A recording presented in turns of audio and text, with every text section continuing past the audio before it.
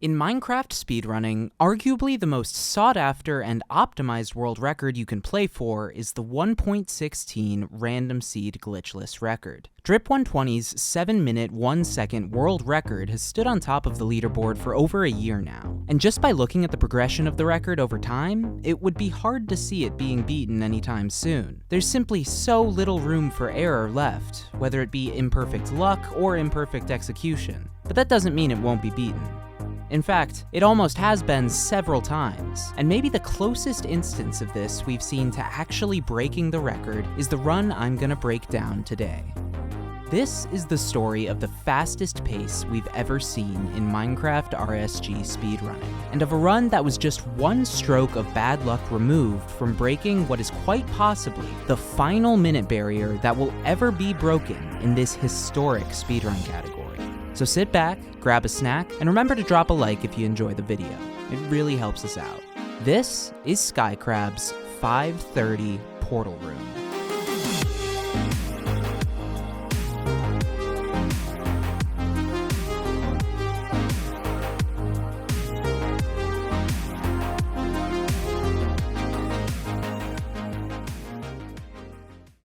One of the things that's so special about Minecraft random seed speedruns is how open-ended they are. There are countless variations in the strategies and routes a speedrunner uses to beat a random seed. Or at least there used to be. A side effect of 1.16 RSG being so optimized is that a speedrunner essentially needs to get a seed that allows them to follow the fastest known meta, which I'll run through right now. If you're up to date with the current meta, feel free to skip to this time. The player spawns on a coast and gets iron and other resources from a buried treasure chest, then finds a magma ravine that they can use to build a nether portal. In the nether, they go to a bastion, where they loot chests and trade gold with piglins to get ender pearls, obsidian, and explosives, then to a fortress, where they kill blazes to gather blaze rods. They combine their pearls and blaze rods into Eyes of Ender, then build another portal in the fortress and return to the overworld, where they throw Eyes of Ender and use a calculator to locate the stronghold, where the end portal is located. Then they return to the nether, finish getting blaze rods, then travel to the nether coordinates that correspond to the stronghold's location in the overworld. They build a third portal, which, if done correctly, transports them inside of the stronghold. Then find the portal room, fill it with Eyes of Ender, go to the end, and use their explosives to kill the dragon. I'll dive into the details of these strategies as we break down Skycrab's run, but it's important to remember that if a runner doesn't find a seed where all of these things are possible and conveniently located, they won't have a shot at the world record. Speaking of a shot at the world record, let's meet one of the speedrunners who's potentially had more close calls with breaking the current world record than anyone. Skycrab is a Swedish speedrunner who currently has the third fastest time on the 1.16 RSG leaderboard, a 7:23. That's a pretty huge accomplishment already, but in random seed speedruns, a single run isn't a great representation of a player's actual skill level. Don't get me wrong, you have to be an excellent player to get a time like this, but even within the group of players whose personal bests are near the top of the leaderboard, there's a fairly wide range of skill levels. Some players go through phases of playing the game more or less, some have more time to commit to grinding in their life, and, some of them are just better. The point being, if you made a short list of players that were most likely to break the world record next, Skycrab would definitely be on that list. The stats back it up. Of every runner known to the Minecraft speedrunning community, 0 players have as many sub-9-minute runs as Skycrab's 31, and no one has even half as many sub-10s as Skycrab, who's done the deed a whopping 116 times. You could argue that Skycrab is just finishing runs that most speedrunners wouldn't because they're fast, but not fast enough for the world record. But if you look at the leaderboard of sub-6-minute blind travels, which is an important benchmark that happens about 3/4 of the way through any top run, he's right near the top again. You get the point. Skycrab is one of the best players in the game right now when it comes to 1.16 RSG. But all those numbers pale in comparison to the best piece of evidence I could show you that Skycrab is a world record contender. That time that he was on the best pace in the history of Minecraft RSG speedruns, and came just one stroke of bad luck short of not just breaking, but destroying Drip120's world record. Enough beating around the bush. Let's get into the run. Skycrab loads into his seed and spawns on a coast, where he'll hope to find buried treasure. By manipulating the pie chart that appears on the player's F3 screen to show block entities, he can quickly see if there's a chest within his render distance, which is turned way down.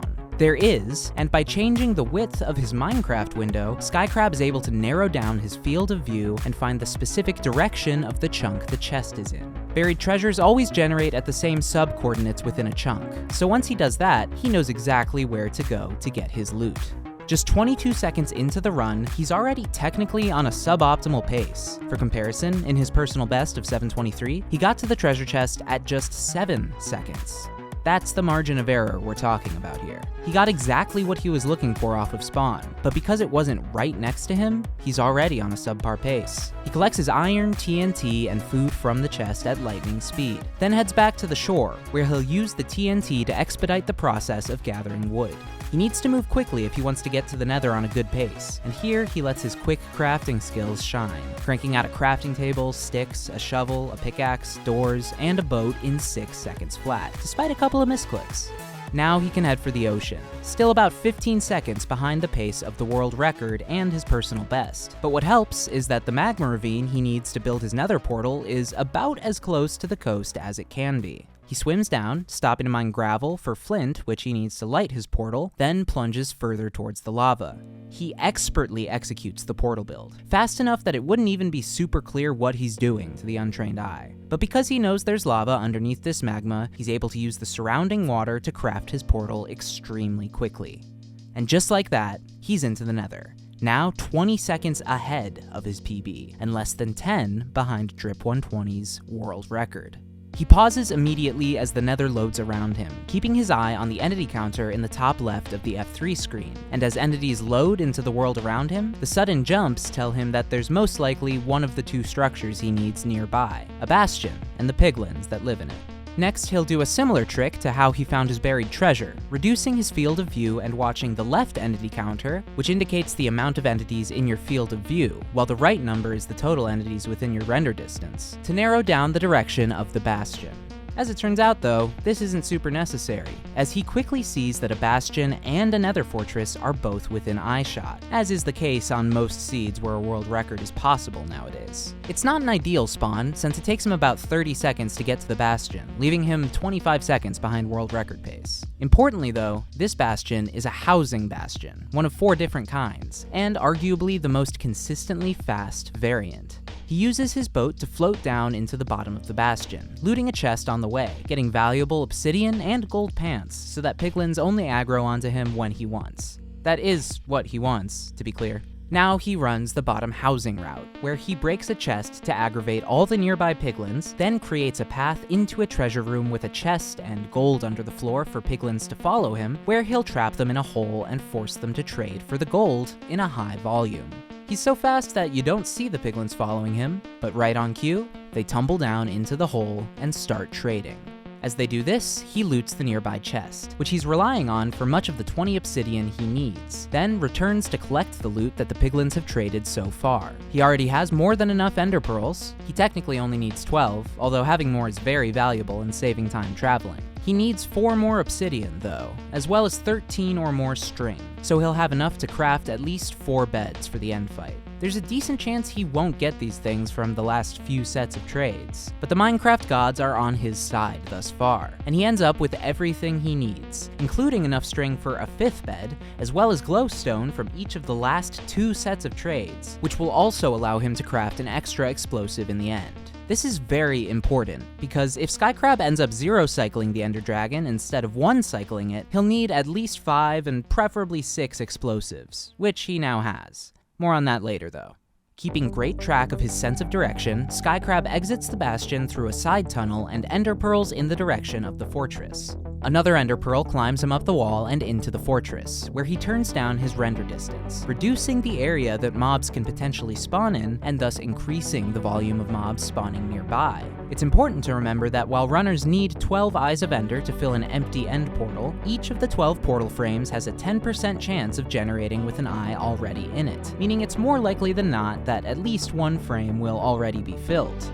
This, combined with a runner's current pace and the fact that an Eye of Ender has a 20% chance of breaking each time you throw it, factors into their decision of how many blaze rods they actually get in a given run. It's very common for runners whose pace is lagging behind to leave the Nether Fortress with 5 blaze rods, betting on the 1 in 3 chance that at least 2 portal frames will already be filled. One thing at a time though. Skycrab has several stray blazes waiting nearby, and he smoothly fights them while crafting resources for later in the run and expertly diverting wither skeletons, which he wants nothing to do with. He gets good drop rates, 5 rods out of 7 blazes killed, which drop rods 50% of the time. Once he's killed the nearby blazes, he builds a nether portal and returns to the overworld to locate the stronghold.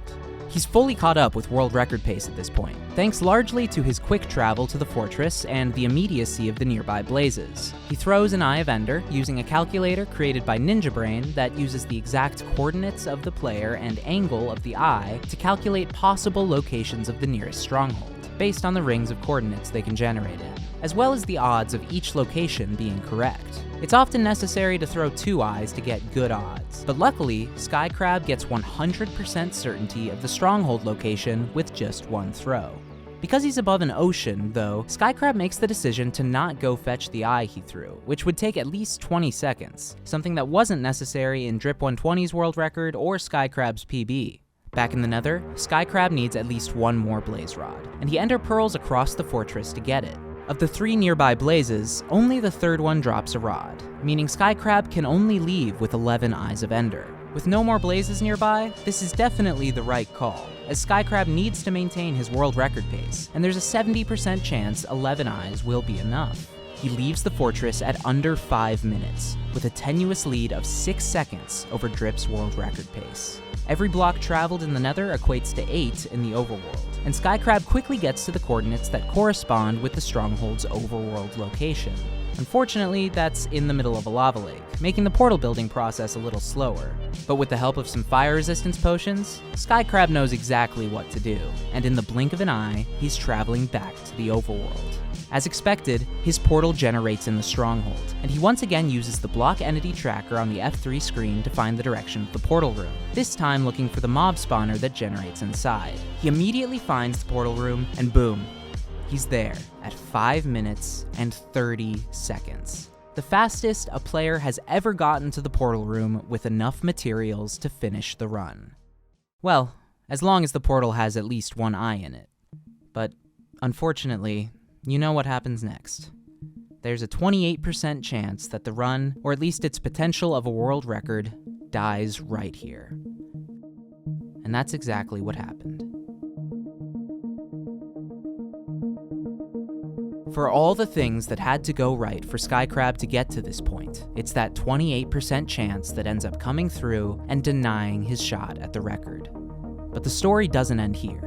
See, this isn't just a case of the fastest pace we've ever seen not being able to come to fruition. You might be thinking he still needed everything to go right in the end, where we've seen countless runs die to a dragon that takes too long to perch as the runner waits to one-cycle it. But one-cycling, which is almost entirely dependent on luck, is often not necessary in modern speedruns. A zero cycle is a difficult strategy where runners memorize different variations in how the end generates and watch to see where the dragon spawns when they first load in to the end. The dragon's first several flight paths are predictable based on this spawn, and if the stars align, the player can immediately build off of an obsidian pillar to a predetermined spot and kill the dragon with explosives there, removing the luck factor of waiting for the dragon to perch in the middle of the island.